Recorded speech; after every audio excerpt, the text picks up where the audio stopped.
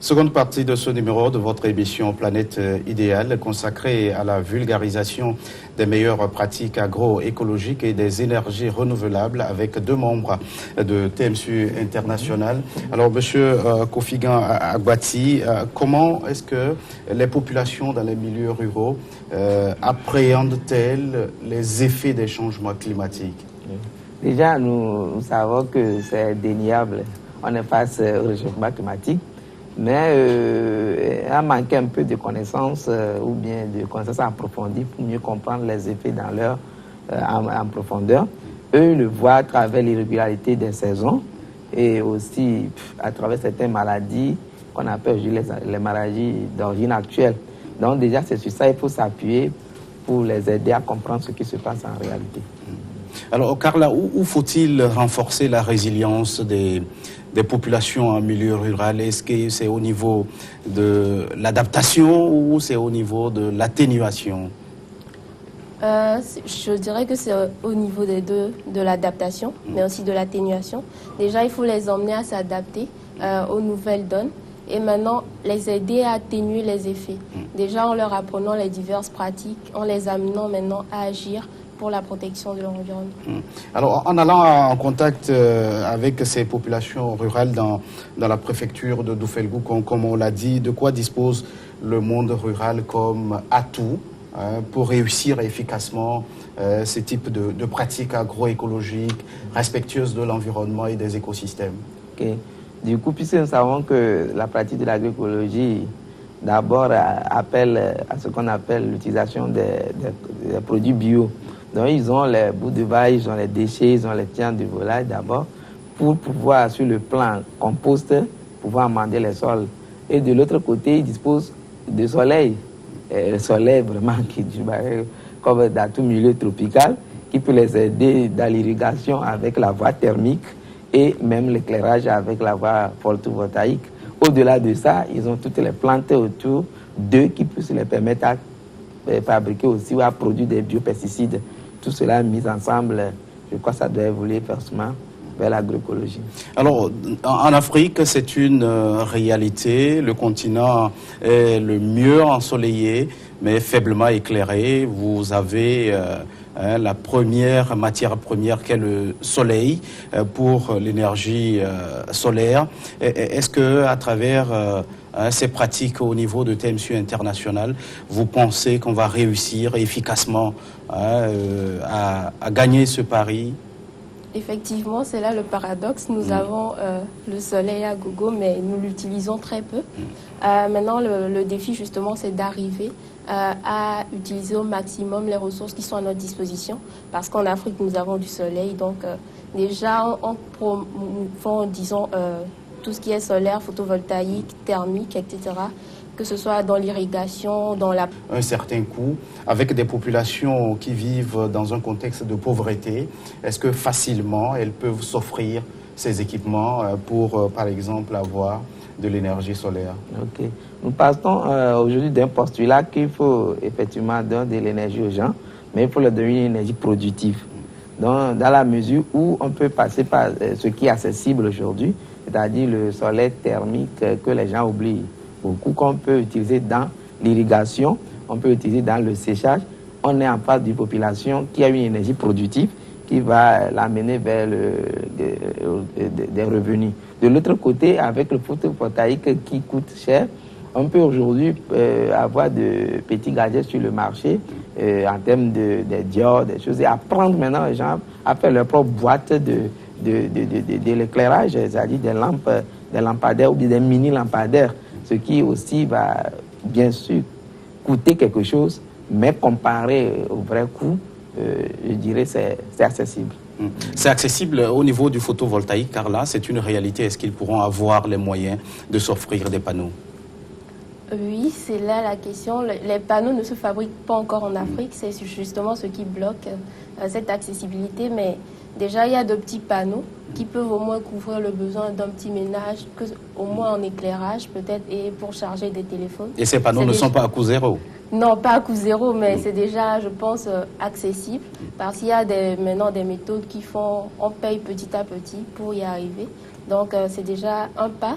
pour au moins couvrir l'éclairage, le chargement de téléphone, etc. Donc c'est ça. Il y a possibilité que ces populations puissent s'offrir ces équipements. L'autre défi sur la voie du développement durable réside dans le changement des pratiques culturelles. Alors, on l'a vu à travers la fabrication du biogaz. C'est du compost aussi qui en ressort. Ça veut dire qu'on n'est jamais loin de ces pratiques, de ces solutions innovantes dans un milieu rural. Oui, en réalité, c'est ça aussi. Au début, il faut aller au-delà du mythe. Le mythe de ne pas savoir que tout ce qui nous entoure est une richesse. Donc, dans ce paradoxe, quand on va au-delà de ce mythe, on voit qu'on peut valoriser tout. Et surtout, on revient encore à cette idée de formation et de transfert de compétences et même de la technologie qui va permettre aux gens là, une fois sachant ou bien ayant allé au-delà du mythe, puissent vraiment concrétiser ce qui va les amener vers l'épanouissement. Alors, Carla, l'un des principes de la Convention cadre des Nations Unies sur les changements climatiques, c'est la responsabilité commune mais différenciée, alors qui impose que ces pays développés qui ont longtemps pollué puissent verser une certaine somme aux pays en voie de développement pour justement aller dans le cadre de l'atténuation et de l'adaptation. Est-ce que votre démarche au niveau de TMSU international veut dire on n'a pas forcément besoin d'attendre ces fonds avant de s'adapter, avant d'atténuer? Oui, c'est un peu ça. Bien sûr, on en a besoin, mais en attendant de les avoir, avec TMSU, nous essayons à moins de coûts déjà d'aider les populations à avancer. Donc, au lieu d'attendre que ces fonds ne viennent, nous essayons de mettre les moyens au niveau de tout le monde pour qu'ils puissent y arriver. On a vu quelque chose de très intéressant, c'est la fabrication des biopesticides. Avant qu'on ne parle justement de ce produit, comment présentez-vous les dangers liés à l'utilisation de ces produits chimiques dans le monde agricole? À moi, le danger à plusieurs niveaux. Quand nous prenons la santé humaine, aujourd'hui, c'est tout un système chimique qui fait un transfert dans notre organisme et qui cause beaucoup de maladies, beaucoup de pathologies.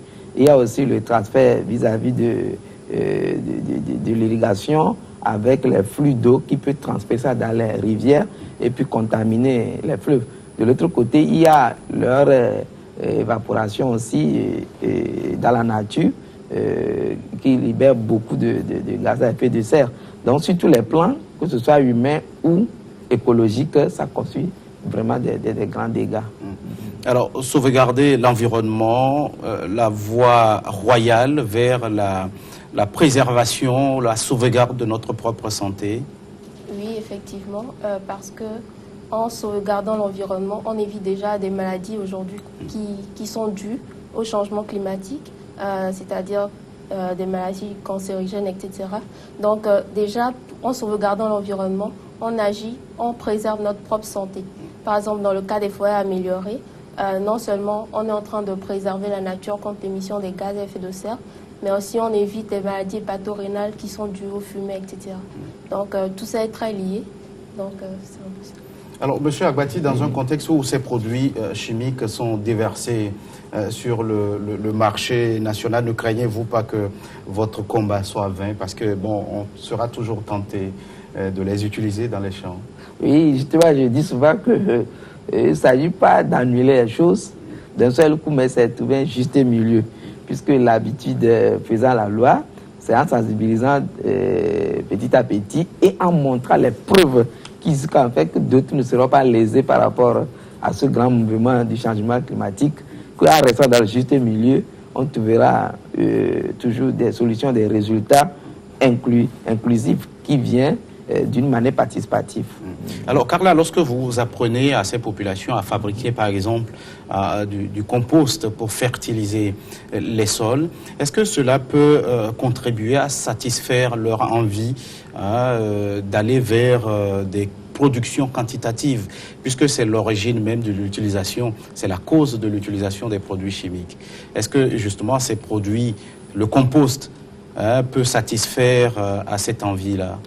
Effectivement, aujourd'hui, le défi avec TMSU aussi, c'est d'arriver sur une petite surface à avoir un grand rendement. Donc, l'utilisation du compost n'est en aucun cas lésée. C'est-à-dire qu'avec un peu de compost et un peu de terre, on a un très grand rendement. Donc c'est un défi à réaliser.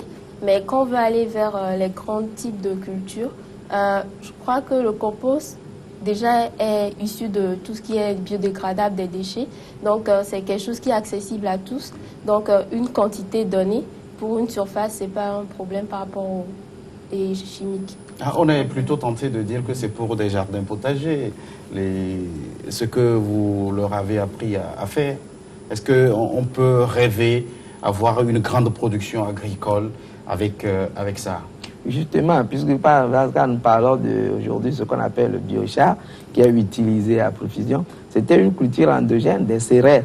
On sait qu'après toute culture, il y a les pailles qui restent dans le champ, qu'on brûle, qui pourrit l'environnement. Donc, en même temps, si on parle du déchet qui est quelque part ordu et non ordu, ces populations ont facilement assez. Sur un hectare, tu produis les déchets qui vont sortir de ce 1 hectare, te donnent encore du compost. Et ça devient une mesure alternative qu'on peut toujours pratiquer.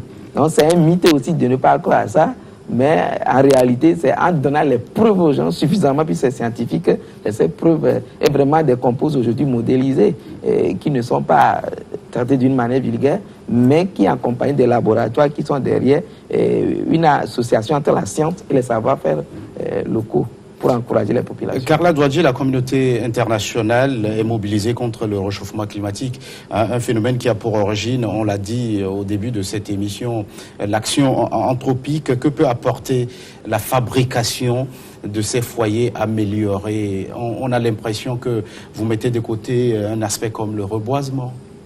Non, pas du tout. À côté de la fabrication des foyers, nous conseillons toujours aux populations de continuer à reboiser, bien sûr. Mais justement, l'avantage de ces foyers, c'est d'éviter un excès de déboisement, parce que ça réduit au moins à 50% l'utilisation des bois quand c'est les foyers à bois, ou du charbon quand ce sont des foyers à charbon. Et en plus, ça diminue la fumée qui sort du foyer, ça réduit considérablement. En plus, cette fumée qui est issue de la biomasse est recyclée par le bois, donc, par les arbres qui sont déjà là. Donc, ce sont des foyers modélisés, c'est pas vulgaire, c'est modélisé pour effectivement aller dans un souci de conservation de l'environnement. Conserver l'environnement, on peut rêver, réparer aujourd'hui notre tissu végétal qui est en pleine dégradation. Oui, justement, dans la chaîne des valeurs aujourd'hui, puisqu'on a intégré à tous les niveaux des experts, des spécialistes et inclus les populations locales, c'est des réflexions. Par exemple, ceux qui sont en agroforesterie savent quoi faire, ceux qui sont dans le foyer amélioré, ceux qui sont en énergie, c'est tous ces efforts mis ensemble qui peuvent vraiment nous amener à faire face à ce défi-là. Alors, comment mesurez-vous la dimension sociale, Carla, de cette formation que TMC International a pu assurer à ces populations? Est-ce qu'on parle de l'entrepreneuriat aujourd'hui, l'entrepreneuriat agricole? Est-ce que c'est un moyen sûr d'y arriver? Évidemment, ce type de formation, justement, c'est pour emmener cette population à l'auto-emploi, pour qu'ils puissent s'auto-entreprendre, faire effectivement leur propre activité génératrice de revenus. Donc, en faisant ce type de formation, nous agissons déjà sur tout ce qui est social, socio-culturel. En même temps, nous leur permettons un développement économique et aussi la protection de l'environnement, tout ce qu'il faut pour atteindre un développement durable. Le développement durable, M. Agbati, chaque année se tiennent les COP, la conférence des parties à la Convention cadre des Nations Unies sur les changements climatiques, mais ces conférences n'ont pas une certaine résonance particulière au niveau des milieux ruraux. Vous qui êtes chercheur, vous qui êtes scientifique, c'est vous qui tirez souvent la sonnette d'alarme face aux effets des changements climatiques. Qu'est-ce que vous attendez de ces conférences concrètement? Nous attendons beaucoup de choses. Comme je l'ai dit, comme notre grand frère José Kizerbo le dit souvent, il ne faut pas dormir sur la natte de l'autre. Quand tu retires cette natte, tu n'as plus de natte. Donc les populations rurales doivent y participer. Donc nous disons souvent pensée globale, mais agissons local.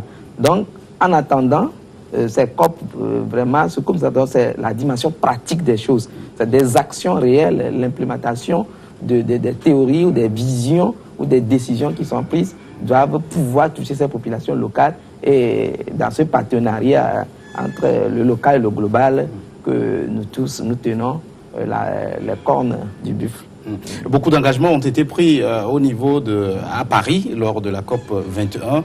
Mais jusqu'aujourd'hui, on a l'impression que les actions concrètes se font encore attendre. Sommes-nous toujours dans la préparation à l'action? Certains, on peut le dire, sont dans la préparation à l'action, mais avec TMSU, nous sommes dans l'action, puisque nous allons nous-mêmes vers les populations. À défaut qu'elles viennent vers nous, nous allons vers elles leur annoncer la bonne nouvelle, si on peut le dire ainsi. Déjà, après les avoir informés, en voyant leur engouement, nous allons vers la formation. Nous faisons du mieux que nous pouvons. Donc, je peux dire qu'on agit concrètement parce qu'on voit après les effets des changements que nos formations leur ont apportés. Les effets des changements sont réels. Monsieur Agbati, comment renforcer la résilience de nos populations, puisqu'elles sont les premières victimes? Oui, renforcer la résilience, c'est impliquer d'abord chercher des moyens. Chercher des moyens, je parle pas en termes de moyens non accessibles, les moyens accessibles. Et vraiment les outiller et créer ce qu'on appelle un éveil de conscience qui fait que tout le monde doit savoir que s'il agit pour le monde, il agit pour lui-même. L'éveil de conscience, est-ce qu'il est réel? Oui, il est réel parce qu'on remarque que beaucoup sont encore non informés. En voyant l'allure des choses, on n'a pas l'impression que les gens sont effectivement conscients de ce qui se passe. Ils ont une idée de la chose, mais ils ne prennent pas effectivement conscience. Donc l'éveil des conscients est effectivement un problème crucial auquel il faut aller en suscitant l'intérêt des gens, en leur montrant effectivement tout ce qu'il y a comme problème. Est-ce que justement, dans la recherche des solutions à la lutte contre ces effets des changements climatiques, on va vers une démarche participative pour faire prendre conscience au niveau de ces populations locales qu'elles ont, elles aussi, leur rôle à jouer? Et justement, parce que quand vous ne montrez pas quelqu'un qui a son rôle, il devient spectateur. Et du coup, aujourd'hui, c'est là, il ne faut plus jamais ignorer la dimension psycho-socio-culturelle des projets. Quand vous y tombez dedans, vous venez faire ce que vous faites sans eux. C'est des gens qui seront là, ils vont vous regarder. Mais si vous les impliquez, et surtout qu'ils arrivent à tirer le bien-être de ce qu'ils font et voir les résultats positifs et les impacts même à long terme, pas besoin de trop parler avant qu'ils ne vous suivent. Merci d'être passé sur ce plateau, Kofigan Agbati. Vous êtes enseignant-chercheur à l'Université de Lomé, directeur de TMSU International. Merci à Carla Douadji, ingénieure junior en énergie à TMSU International. Merci à vous qui êtes restés à notre compagnie. À très vite pour un nouveau numéro de votre émission Planète Idéale.